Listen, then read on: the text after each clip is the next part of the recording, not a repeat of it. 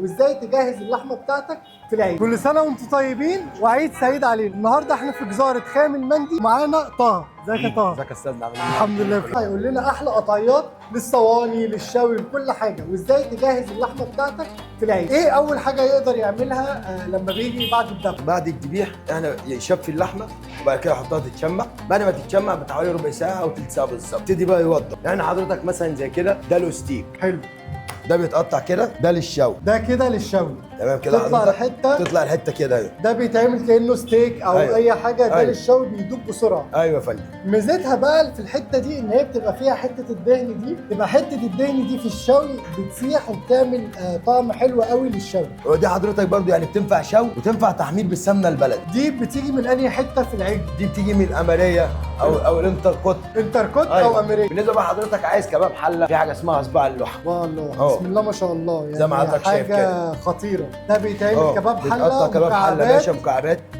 ده بالنسبه بيبقى دي اسمه ظهر اللحم. ده ظهر ده اللحم. بينشف كده كده، حتى لما بتطلع اللحم يتشمع بينشف بالطريقه دي. ما شلتوش تيجي اللحمه تاخد سوا. وادي حضرتك كده الكباب الحله. اللحمه هنا بسم الله ما شاء الله جايه من المندي خطيره.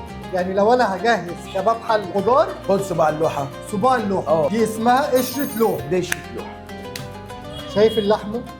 بيتقطع منها كباب، بيتقطع منها ستيك برضو. في ناس بتحب حته حرشه شويه مش ناعمه قوي، فدي بتبقى اجمد شويه. انشف سنه. برضو الصنعه بتفرق. تعمل بفتيك. يعني دي ينفع تتعمل بفتيك في الحته دي؟ بفتيك حضرتك عايزها بفتيك هيعملها. عايزها ستيك اعمله لك، عايز كباب حله ماشي.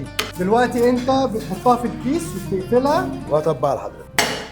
في برضو في البفتيك حضرتك ناس بتحبه رقيق وناس بتحبه محمل شويه، فاحنا هنعمله الوسط. شايفين الحته؟ شايف؟ طيب انا عايز اسالك على حاجه.